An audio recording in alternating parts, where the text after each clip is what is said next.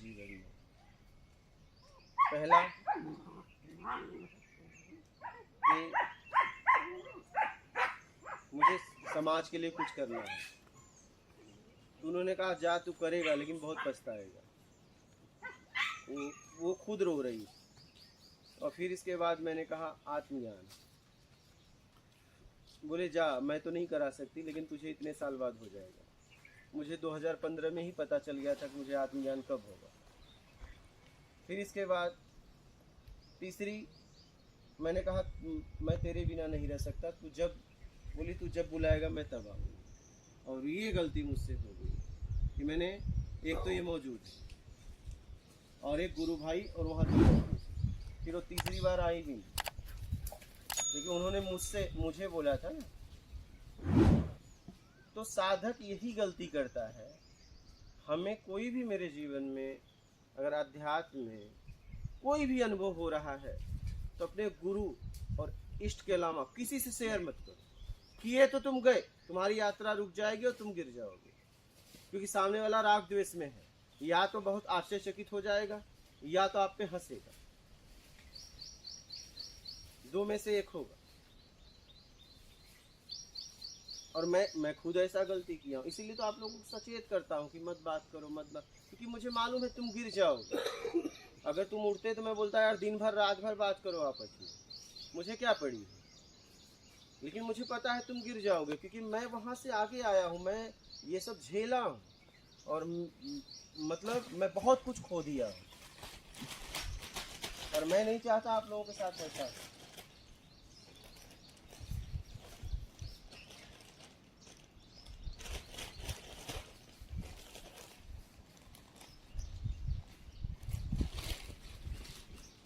इनको कराया उनको कराया, इनका एक विश्वास जगा, मेरा तो सब कुछ खत्म हो गया। और ये मौजूद सामने, मैं माँ की बात बता रहा हूँ। हाँ। लेकिन मेरा तो सब कुछ खत्म।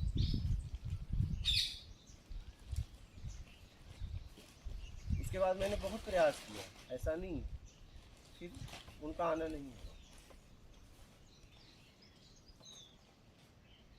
तो मैं इसीलिए आप लोगों से कहता हूँ कि आपके जीवन में कुछ भी हो, अपने इष्ट से गुरु से कुछ मत छिपाओ, सब कुछ कह दो और किसी से मत कहो। क्योंकि अगर किसी से कहे तो वो तुम्हें गिराएगा,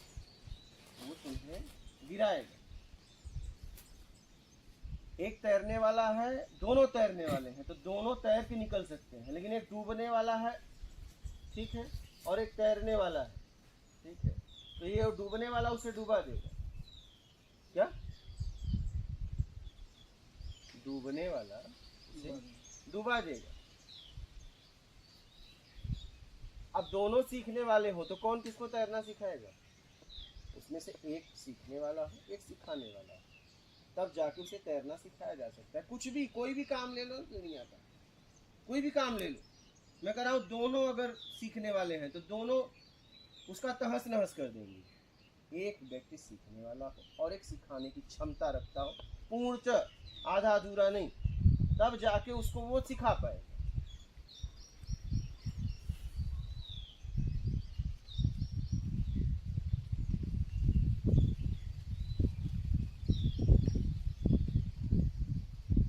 मेरा कहने का मतलब यही है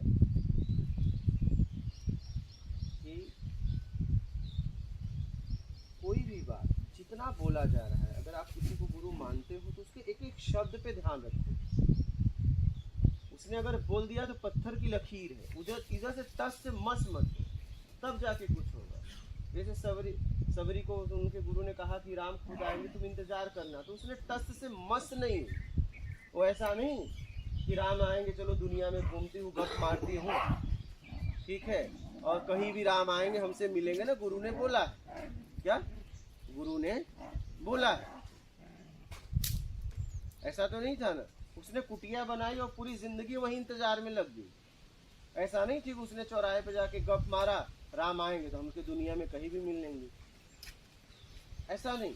तो गुरु के एक एक शब्द को एकदम ध्यान से समझो और उसे पत्थर की लकीर बना दो, टस से मस नहीं होने वाला। आप उससे बात करो ना, वो तो मौजूद है, उससे कुछ शेयर करो ना।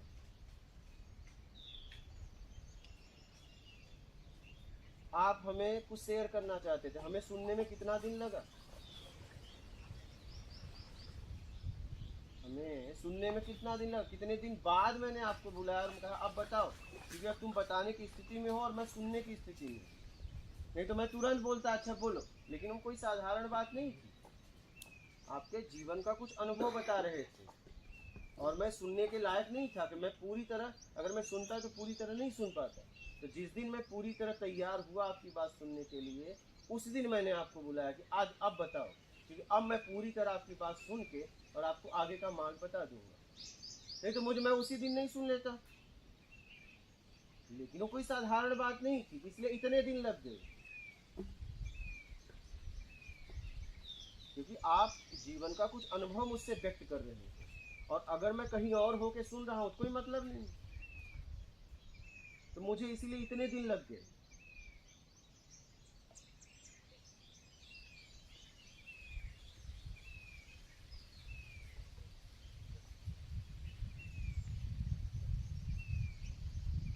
इसलिए कोई भी यात्रा कर रहे हो जीवन में, जिसे पता है उससे बताओ और पूर्णतः उसमें निपुण है उससे बताओ, आधा अधूरा वाले से मत बताओ, वो आपका रास्ता ही रोक देगा आपको और कहीं, क्योंकि आप कहीं जाओ रास्ता ही तो है, 10 दिशाएं हैं, ठीक है, 11वां दिशा खोजी का है, तो आपको कोई भेज देगा ये भैया वहां से चला जा,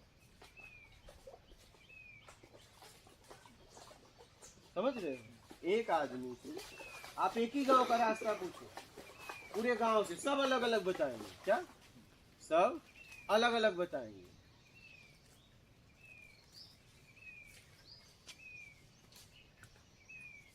आप ही के घर का रास्ता पूछो, आप ही के परिवार से सब अलग अलग जाने का बताएंगे। फिर अब अगर 2-3 से पूछने लगे तो गड़बड़ा जाओगे। एक रास्ता समझ करो निकलो, देख लो अनेक रास्ते, लेकिन एक रास्ता पकड़ो, जितनी बात करोगे उतनी रास्ता बताएंगे और सब अपनी अपनी जगह सही बता रहे हैं। लेकिन क्या तुम पूरी जिंदगी रास्ता पूछने में ही लगा दोगे कि यात्रा भी करोगे? भाई रास्ते तो बताते रहेंगे लोग अलग अलग तरीके से, तुम्हें लगेगा यार ये अलग बता रहे, अलग बता रहे, हर आदमी अलग बताएगा। एक घर का रास्ता किसी से पूछ लो कि यहाँ से वहां जाना है, हर आदमी अपने अपने लेवल से बताएगा, अपने अपने स्थिति से बताएगा, जैसी उसकी क्षमता वैसा बताएगा, एक जैसा नहीं बता सकता। आप किसी से पूछ लेना, एक जैसा नहीं बता सकता। यहाँ तक कि आप अपने घर में पूछो आपके बारे में तो सब अलग अलग बताएंगे। आप एक ही हो, सब अलग अलग बताएंगे, आपका व्यवहार, आपका आचरण, आपका चरित्र, आपकी क्षमता, सब अलग अलग बताएंगे।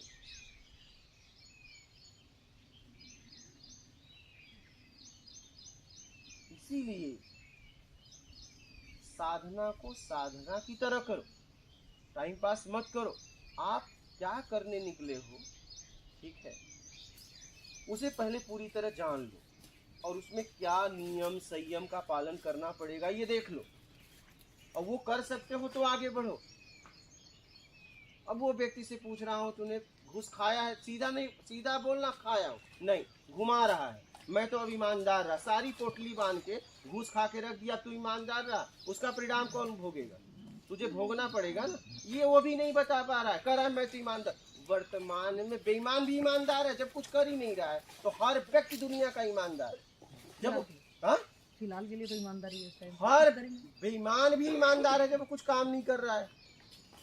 ये वो घुमा रहा है, लेकिन उससे मुझे क्या, तू ईमानदार हो, तू बेईमान है, उससे मुझे कुछ लाभ हानि, लेकिन बताने से तेरा आगे का रास्ता कैसे खुलेगा वो मैं बताऊंगा। तू जब पिछला ही मुझे, क्योंकि अतीत एक बेस है भविष्य के लिए। अब मुझे अगर आपको मार्ग बताना है तो मुझे पूछना पड़ेगा, आपका पूरा बैकग्राउंड मुझे पता होगा, मैं उसी स्तर से मैं मार्ग बताऊंगा। अभी आपको घर जाना है तो मैं पूछूंगा भैया तुम्हारी बजट क्या है। अब कहोगे मैं एकदम सुविधा में जाना चाहता हूँ, लेकिन आपके पास कुछ नहीं है तो आप असुविधा में ही जाओगे, और आपको कहोगे कोई बजट की कमी नहीं है तो मैं कहूँगा भैया पर्सनल कार करो चले जाओ। एक आध दो आदमी रख दो अपनी सेवा के लिए। आप बात समझ रहे हैं? तो आपका अतीत जानना मेरे लिए बहुत जरूरी है।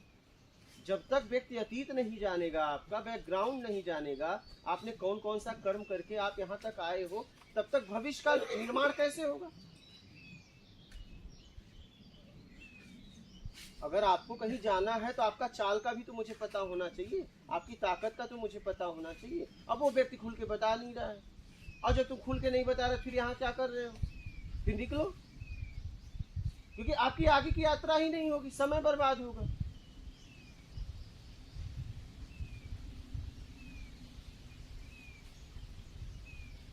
तो कहा भी गया है कि माँ, पिता, गुरु और इष्ट के पास कोई संकोच नहीं करना चाहिए, सारी बातें कह देना चाहिए, क्योंकि ये जीवन में ऐसे होते हैं कि आपकी अयोग्यता को स्वीकार करते हैं और आपको योग्य बनाने में पूरा जीवन लगा देते हैं। बात समझ रहे हो? योग्य लगाने में पूरा जीवन लगा देते हैं। एक ही रास्ता है, सीधा पलट दो उसे। हेमंत, सीधा उसे पलट दो, बस बात खत्म। ये बहुत आसान तरीका है, बस हो गया, काम खत्म हो गया। अब वो आएंगे ही नहीं। जड़ को खत्म करो। कब तक भगाते रहोगे? कभी भी जड़ को खत्म करो, अब वो नहीं आएंगे। क्या? और नहीं, पूरा दिन उसमें लगा रहना पड़ेगा। अब देखो आप खड़े हैं, वो जड़ को खत्म करो। हम क्या है, जड़ को खत्म नहीं करते, और जड़ खत्म करना इनके लिए सबसे आसान था, उसको भगाना मुश्किल है, लेकिन वो कर रहे हैं। आप यही हमारे जीवन में ऐसा ही होता है। ये हमारे लिए, हमारे सामने एक उदाहरण है, लेकिन हमारे जीवन में यही है।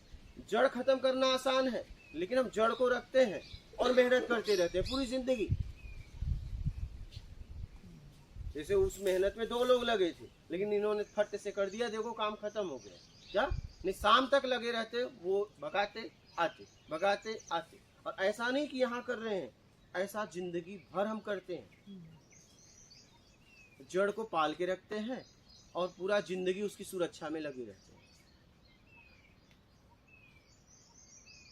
जड़ खत्म कर दो, बात खत्म। ये जड़ खत्म हो गया, दोनों फ्री हो गए, और वो भी फ्री हो गए, क्योंकि वो कहीं और लग गए, वो कहीं और लग गए, ये भी कहीं और अपने काम में लग गए, फ्री हो गए, वो भी लग गए, सब लग गए जड़ खत्म करने के। तो जड़ खत्म कर दो। देख लो, अगर ये मुझे परेशान कर रहा है तो उसे छोड़ दो, तुरंत छोड़ दो, क्योंकि वो परेशान ही करेगा, फिर वो परेशान ही करेगा।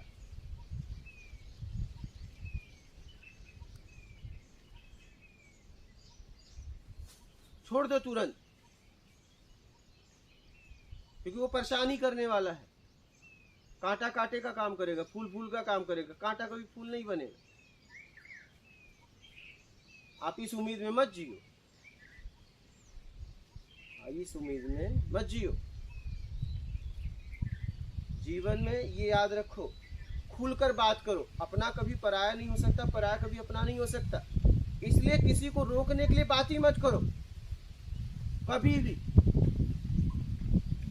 कितना दिन तुम रुकोगे अपनी चापलूसी से? कितना दिन? अगर उसे जाना है तो जाएगा। मैं कह रहा हूं तुम और कुछ दिन रोक ले, क्या हो जाएगा? अरे भैया, उसे अभी जाने दो, हो सकता है उसका यात्रा आगे हो जाए। किसी को रोको मत, लाइफ में किसी को रोकना ही नहीं चाहिए। उसको सहयोग करना चाहिए कि मैं तुम्हारे साथ हूँ, तुम आगे बढ़ो। अगर तुम्हें लग रहा है कि तुम यहाँ जाने से तुम्हारा हित होगा, तुम्हारे लिए मैं क्या कर सकता हूँ, ये से पूछो। भले तुम्हारे पीछे उसके आंसू हो, ठीक है, कोई बात नहीं। हम प्रेम यही है, प्रेम सहयोग देता है ऊपर उठाने के लिए, और अगर वो आंसुओं में भी है तो छिपा लेता है।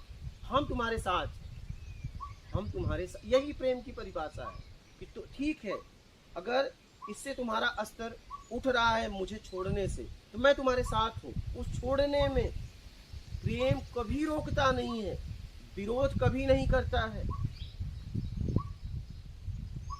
वो कहता है कि मैं तुम्हारे साथ हूँ। उस साथ में भले उसके पीछे आंसू है, दुख है, दर्द है, लेकिन वो सामने वाले को जताता नहीं है। नहीं, वो कहता है मैं तुम्हारे साथ हूं, तुम आगे जाओ। क्योंकि तुमने घोषणा कर दी कि मैं तुम्हें छोड़ना चाहता हूं। वो कभी नहीं कहेगा कि तुम रुको, कह ही नहीं सकता। अगर प्रेम है तो, अगर उसके पीछे कोई बेईमानी है, वासना है, तो कहेगा कि नहीं तुम रुको, तुम रुको, हम तुम्हें जाने नहीं देंगे। प्रेम स्वतंत्र करता है, तुम जैसे ही कहते हो। वो कहता है मैं तुम्हारे साथ हूं। ये है प्रेम की परिभाषा। मैं तुम्हारे साथ हूं, मैं तुम्हारी खुशी के लिए, मैं तुम्हारे साथ हूं। बोलो तुम्हें क्या करना है। भले वो उसके आंखों में आंसू हो, दर्द हो, पीड़ा हो, वो आपसे नहीं जताएगा। क्योंकि प्रेम का मतलब है मिटना। प्रेम का मतलब है मिटना सामने वाले के लिए। प्रेम कभी विरोध नहीं करता, उसका काम ही है मिटना। प्रेम घटित हुआ इसका मतलब वो मिटना। इसीलिए जितने भी आत्मज्ञानी हुए, उस स्थिति पे हुए, उनको मारा गया, उन्होंने जरा सा विरोध नहीं किया। उनका काम ही था समाज के लिए मिटना। तुम मुझे मिटा दो ना, तुम मुझे मिटाने में खुश हो, मिटा दो, मैं तो वैसे भी मिट गया हूं, अब ये तो शरीर रह गया है, तुम मिटा दो। वो कभी विरोध नहीं करता है। इसीलिए देखिए जितने महापुरुष हुए, उन्हें जहर दिया गया, सूली पे लटकाया, कभी विरोध। ठीक है, वो विरोध कर सकते थे, नहीं कर सकते थे, लेकिन वो ठीक है भाई, तुम्हें मिटाने में मुझे खुशी है ना, मिटा दो, क्योंकि हम तुम्हारे लिए तो जी रहे थे। मुझे तो ऐसे भी तुम नहीं मिटाते तो भी मैं तुम्हारे लिए ही मिटता। अच्छा है तुम ही मिटा दे रहे हो, मैं भी जाना चाहता था। अच्छा है तुम ही मुझे भगा रहे हो। अच्छा है तुम ही मुझे भगा रहे हो। जाना तो मैं भी चाहता था, मुझे भी अब यहाँ रहना नहीं है, क्योंकि मेरा बनाया हुआ अस्तित्व मिट चुका है। मेरे पास आधार बेस था ही नहीं रहने का। एक आधार बेस तुम था, और तुमने कहा तुम जाओ, तो अब और इससे अच्छा क्या हो सकता है। इससे अच्छा मेरे जीवन में क्या हो सकता है, तुमने ही कह दिया जाओ। इसलिए वो महापुरुषों ने कभी विरोध नहीं किया।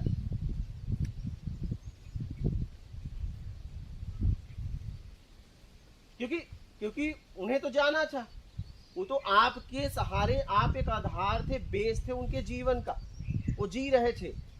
अगर ये हटा दिया जाए तो रहेंगे क्यों, और अच्छा हुआ आप ही मिटा रहे हो। इसीलिए उन्होंने कभी विरोध नहीं किया। बढ़िया है तुम ही मिटा रहे हो, तुम्हारे लिए तो जी रहे थे, और तुम मिटा रहे हो, इससे अच्छा खुशी की बात मेरे लिए क्या हो सकती है। जिसके लिए व्यक्ति जी रहा है, उसके जीवन का आधार ही वही है, बेस ही वही है, और वही व्यक्ति उसे मिटाना चाह रहा है। इससे खुशी की बात उसके जीवन में और कुछ हो ही नहीं सकती, हो ही नहीं सकती।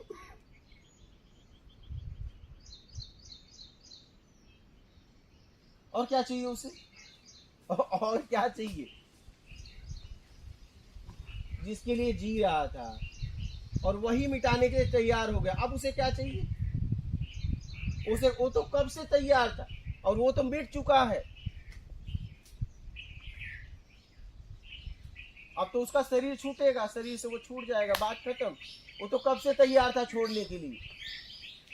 तो आत्मज्ञान के दिन ही शरीर से मिट जाता है शरीर एकदम। वो तो जैसे ही आत्मज्ञान हुआ, बस वो निकलना चाहता है। वो निकलना चाहता है। वो शरीर में भी इसलिए रहता है कि उसे कुछ करना है, और जिसके लिए कर रहा है, जब वही मिटाना चाह रहा है, तो बात वही उसी समय खत्म हो जाती है। और वो दिन उसके खुशी के लिए सबसे प्रसन्नता का दिन रहता है। इसने मुझे अब छोड़ दिया, बात खत्म। इसीलिए आत्मज्ञानी महापुरुष कभी विरोध नहीं किया, कभी नहीं। मृत्यु का डर है तो है नहीं, दुख भी नहीं है। वो दुख, मैं कह रहा हूँ कि मिटने में इतनी उन्हें खुशी होती है, क्योंकि मिटना तो था ही, ये शरीर कभी न कभी छोड़ना था। जिसके प्रति मेरा प्रेम है, ठीक है, मेरा आधार है जीने का, मेरा बेस है वो, और वही मिटाने के लिए तैयार हो जाए, इससे खुशी की बात क्या हो सकती है। हा? इससे खुशी की बात उसके लिए क्या हो सकती है। और उसे पता है कभी कभी शरीर छोड़ना है, चलिए अच्छा हुआ यही निमित्त बना।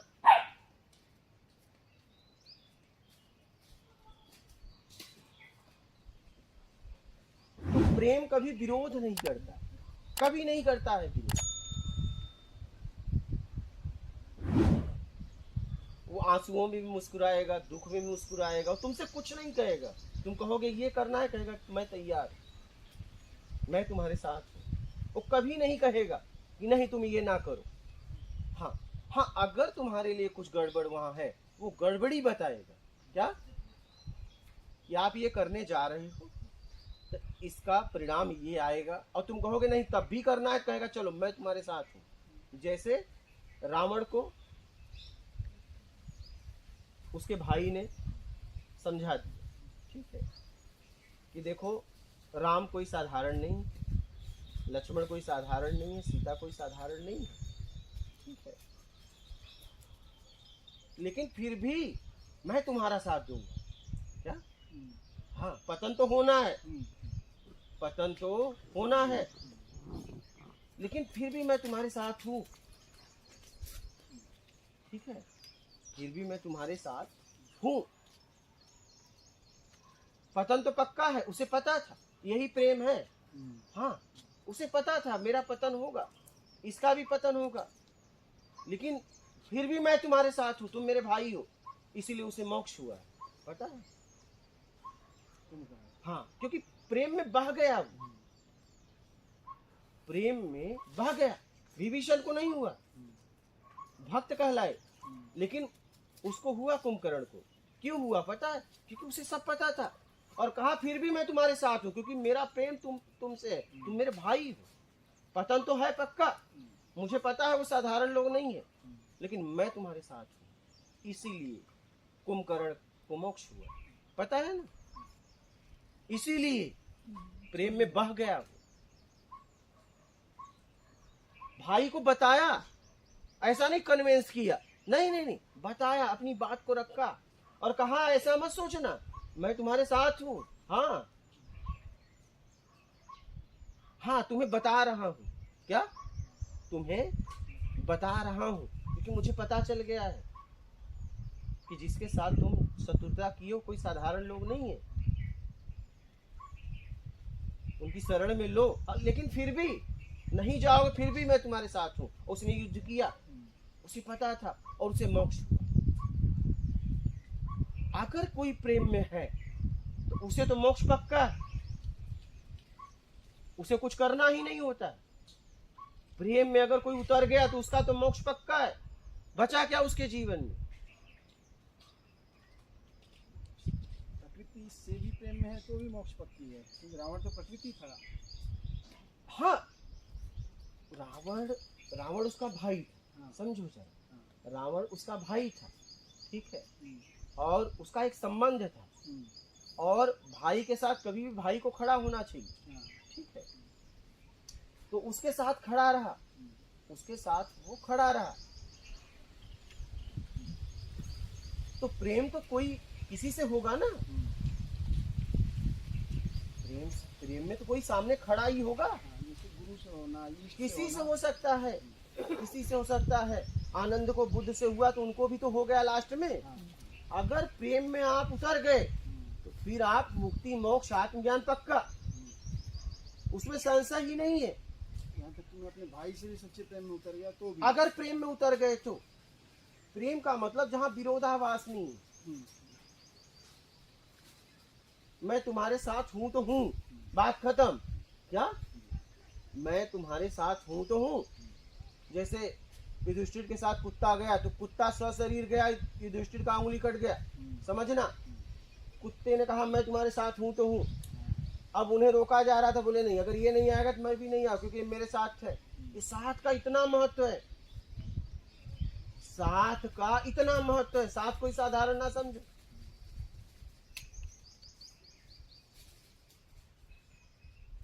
साथ कोई साधारण ना समझिए। कोई भी अगर प्रेम में उतर गया तो फिर उसका कल्याण पक्का हो जाता है, होना ही होना है।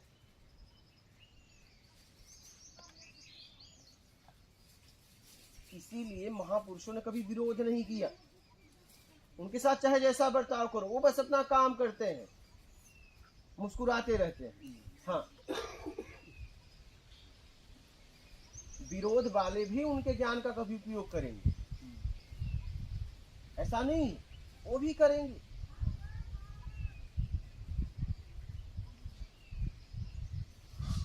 विरोध तो अहम के नाते हो रहा है ना, विरोध तो अहम के नाते हो रहा है। और मैं कुछ हूं, ये कभी तो कभी समझ में आएगा तुम कुछ नहीं हो। तो जब विरोधाभास खत्म हो जाएगा तो तुम उस ज्ञान का उपयोग करना ही करना पड़ेगा, जाओगे कहां?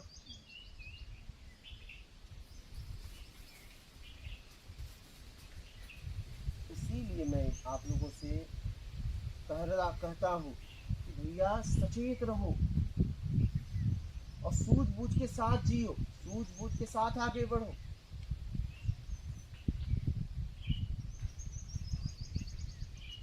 वो आदमी को पता है मैं घूस खाया हूं, लेकिन बोल नहीं रहा, और हाँ में ना ही जवाब देना था, या तो खाया था या नहीं खाया था, लेकिन गोल गोल घुमा रहा है। कहाँ घुमा रहा है? जहां सीखने आया वहां भी घुमा रहा है। अब इस आदमी का कल्याण कैसे होगा?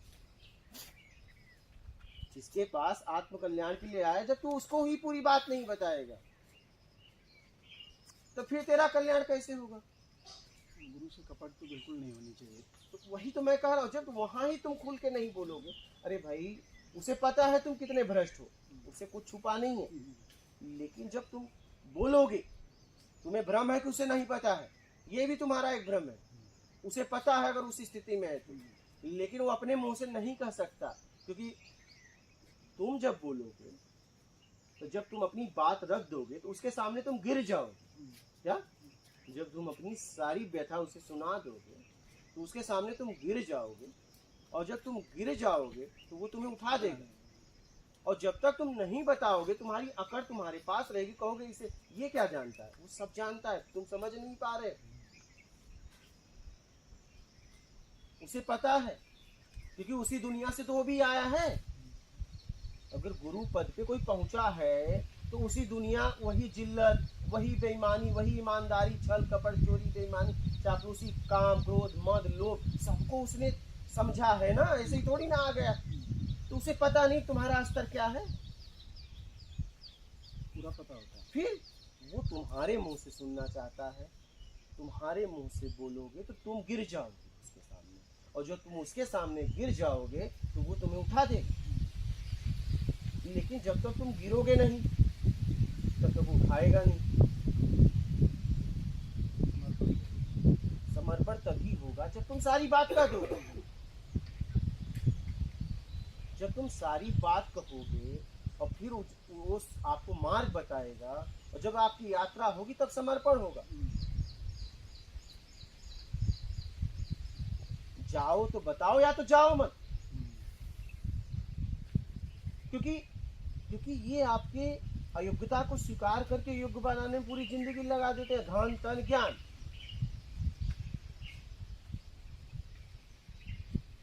लोग समझ ही नहीं पाते, वहां भी जाके छुपाते हैं, और वहां छुपाए तो तुम गए, क्योंकि एक ही जगह तो था, वहां भी तुमने बंद कर दिया। अब कहाँ जाओगे बताओ? अब कहाँ जाओगे? ये तो आखिरी जगह है ना, अब कहाँ जाओगे? अगर तुम यहाँ नहीं खुल पाए तो अब कहाँ खुलोगे? फिर इसीलिए जीवन में गुरु को, माता पिता को, अपने इष्ट को सारी बात रख देना चाहिए। और इसके बाद अपने, अगर हम साधना अवस्था में हैं, साधना कर रहे हैं, तो जितनी भी आपके पास फीलिंग, एहसास कुछ भी हो रहा है, गुरु और इष्ट के अलावा किसी से शेयर मत करो, माता पिता से भी मत करो, क्योंकि माता पिता भगवान के स्वरूप बोले हैं, लेकिन उस स्तर नहीं। हाँ, साधना की बात जब तक तुम लक्ष्य पे ना पहुंच जाओ तब तक गुरु और इष्ट के अलावा किसी से शेयर मत करो। अगर किए तो गए, इसका विशेष ध्यान रखो। और गुरु कौन? गुरु ज्ञान का प्रतीक, ज्ञान का प्रतीक है। आपको जब ये लग जाए पूरी तरह, इसलिए कहा गया पानी पिए छान के, गुरु करो जान के। जब ये लग जाए कि गुरु पद पे है, तब जाके उससे अपनी बात शेयर करो। अच्छा, अनुभव भी उसे एकांत में बताओ, भीड़ में नहीं। हो सकता है तुम समय मांगो, साल भर बाद दे, लेकिन तुम कहो कि मैं आपसे व्यक्तिगत कुछ कहना चाहता हूँ जहां मैं और आप रहो। हो सकता है तुम्हें 1 साल के बाद समय दे, जैसे इन्होंने मुझे बोला तो मैं इनको कई दिन लगा मुझे समय देने में। मैं चाहता तुरंत सुन लेता, नहीं, मैं सुनने की स्थिति में नहीं था। जब मुझे लगा कि अब मैं इनकी बात सुन के और इन्हें आगे का मार्ग बता सकता हूँ, तब इनको मैंने बुलाया और इनकी बात सुना और मैंने इन्हें आगे का मार्ग बता दिया। तो साधना में हर बात का ख्याल रखो। अगर गुरु आप किसी को समझते हो तो उसके हर शब्द को ख्याल रखो। कौन से शब्द से क्या हो रहा है, क्या मुझे कहा गया है, मुझे क्या कहा गया है, इनको छोड़ो। हो सकता है इनको कोई और मार्ग बताए, आपको कुछ और बताए। कि मैं आपको बताऊं, अभी आप दोनों यहाँ हो और दोनों आप घर जाने के लिए मुझे पूछो, तो मैं आपसे आप बताए अच्छा कि मैं घर कैसे जाऊं, कौन से साधन का उपयोग करूं, तो दोनों का बैकग्राउंड मुझे जांचना पड़ेगा और दोनों के बैकग्राउंड से मैं मार्ग बताऊंगा। नहीं, एक ही तो नहीं बता सकता कि भैया तू एक काम कर, तू पर्सनल गाड़ी कर या तू प्लेन से जा। अब मुझे तो उसके बारे में जांचना पड़ेगा कि आपकी इनकम कितना है। तो वैसे ही आपको जब मैं मार्ग बता रहा हूँ तो आपकी ऊर्जा को मैं देख रहा हूँ ना। आपकी ऊर्जा जैसी है वैसा आपको मार्ग बताऊंगा ना। आपकी ऊर्जा जैसी आपको मार्ग बताऊंगा। आप दोनों जन बात करोगे, कहोगे यार हम कुछ और कह रहे हैं, हमको कुछ और कह रहे हैं, उसी में हो जाएगा टकराव कि समझ में नहीं आ रहा है। आपको कुछ और कह रहे हैं, मुझे कह रहे हैं ये करो, हमको कह रहे हैं कि तुम एक काम करो, बैठो, और हमको कह रहे हैं यार कि तुम ऐसा नहीं ऐसा करो। तुम सोचोगे यार मुझे कह दिए बैठो, अरे भाई तेरा बैठने से ही हो जाएगा, तू समझ नहीं पा रहा है, उसे करना है।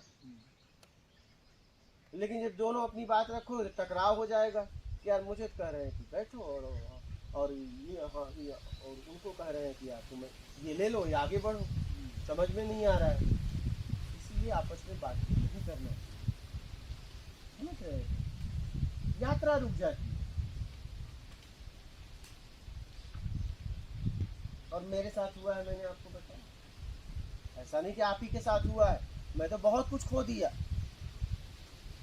मैंने बहुत कुछ खो दिया।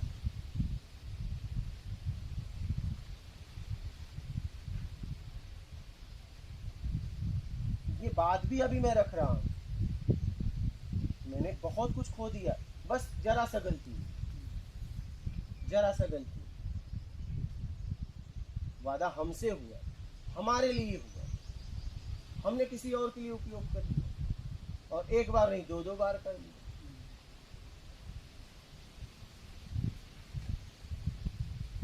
फिर चला गया चला गया चला गया।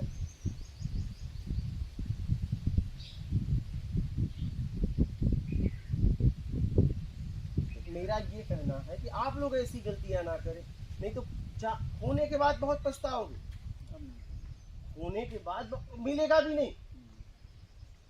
क्योंकि देखो क्या है, मुझे मिला, मैंने उसके लिए मेहनत किया, ठीक है, अब वो गया, अब मैं उसके लिए काम ही नहीं कर सकता क्योंकि मुझे और काम करना है।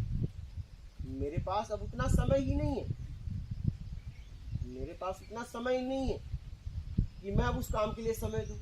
अब उनको आना है तो खुद आए, हम अब उसके लिए मेरे पास समय नहीं। अगर मैं वो करूं तो ये नहीं कर सकता, अगर मैं उसमें लग जाऊं तो मैं ये काम कर ही नहीं सकता। और ये काम मेरे लिए सबसे जरूरी है क्योंकि ये काम करने वाले की संख्या बहुत कम है विश्व में।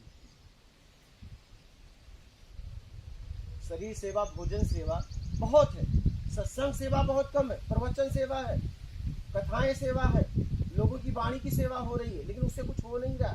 लेकिन सत्संग सेवा बहुत कम है। सत्संग वही कर सकता है जो व्यक्ति स्व तक पहुंचा हो, सत्य तक पहुंचा हो, नहीं तो और कोई कर ही नहीं सकता। और ये पता चल जाता है जब आप बोलते हो तो कहां से बोल रहे हो पता,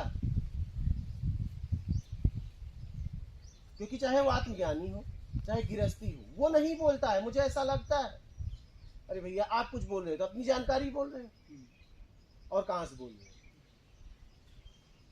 आपके पास अगर एक व्यक्ति को खड़ा कर दिया जाए तो उसके पास उसका बोलने के लिए कुछ नहीं है। अगर कोई बोल रहा है तो कहीं से बोल रहा है, वो नहीं बोल रहा है।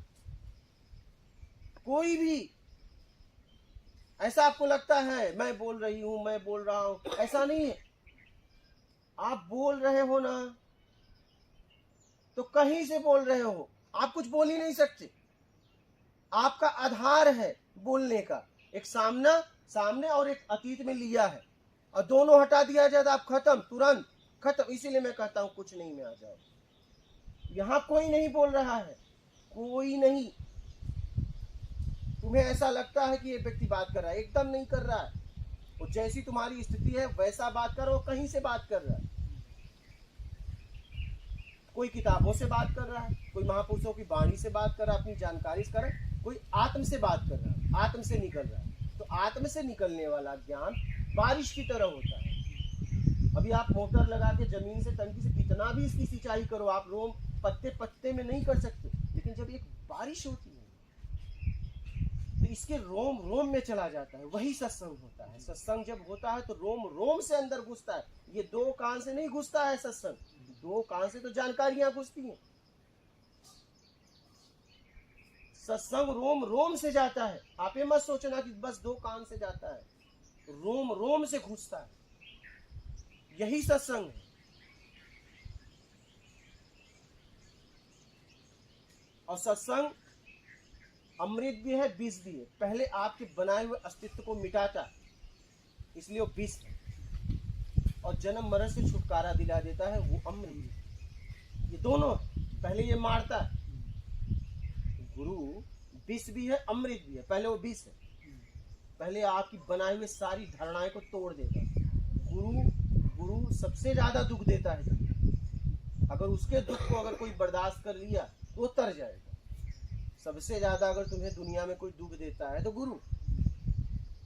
हर समय आपको मारता रहता है, आपके घाव पे चोट करता रहता है। हर समय उसका एक ही काम कि ऐसा कुछ बोलूं ये आग बबूला हो जाए। हाँ, वो हर समय आपको छेड़ता रहता है, हर समय। हाँ, हर समय शब्दों के द्वारा आपको छेड़ता रहता है। या तो तुम भाग जाओगे या तो सद जाओगे। क्या? या तो तुम भाग लोगे या सद जाओगे। हाँ, वो तुम्हें रोकेगा नहीं, क्योंकि उसे पता है ये अभी इसकी योग्यता नहीं। और उसके शब्दों को कोई अगर बर्दाश्त कर लिया तो वो समझ जाता है कि इसकी योग्यता है, अब इसे साधो। हाँ, पहले तो वो कई महीने कई साल लगता है कि तुम तैयार हो कि नहीं। वो तुम्हें हर समय टोन मारेगा, हर समय विपरीत विरोधाभास बात करेगा जो तुम्हें पसंद नहीं होगा। या तो तुम भाग लोगे, अगर रुक गए तो निकल गए। देखो, महापुरुषों के बाद पास आए करोड़ों लोग हैं, लेकिन रुके इक्का दुक्का, और वो तर गए क्योंकि वो वही करेगा आपके विरोध। क्या? हाँ हाँ, उसको कुछ चाहिए नहीं, आपको हाँ, सिर्फ सफाई करनी है बस। तो सबसे ज्यादा कठिन है गुरु के पास, क्योंकि हर समय आपको चोटी करेगा, दिन रात। उसका एक ही काम है, आपको अपमानित करना। क्या करना? हाँ, अहंकार को मिटाने के लिए। समाज भी अपमान कर रहा है, तुम समझ नहीं पा रहे हो। समाज अपमान करता है तुम्हें गिराने के लिए, गुरु अपमान करता है तुम्हें उठाने के लिए। समाज तुम्हें बिठाता है अपने स्वार्थ के लिए, गुरु मिटता है तुम्हारे लिए। समाज अपमान करता है, उसे कुछ चाहिए। गुरु अपमान करता है, उसे कुछ नहीं चाहिए। गुरु तुम्हें इस घोर नरक से निकालने के लिए अपमानित करता है, और समाज तुम्हें घोर नरक में लाने के लिए अपमानित करता है। अच्छा, समाज का अपमान दिखता नहीं, गुरु का दिखता है। उसका तो तुरंत दिखता है। जैसे इस आदमी को कल ही से मैं कर रहा हूँ, सुबह आया तो यही पूछा, गया नहीं। भाई तू रुक के क्या करेगा यहाँ? मैं नहीं चाहता तेरे जीवन का एक दिन भी यहाँ खराब हो। सुबह उठा तो मैंने इनसे यही पूछा, भाई गया नहीं? हाँ, कब जाएगा भाई, कब जाएगा? क्यों यहाँ पड़ा है? जा।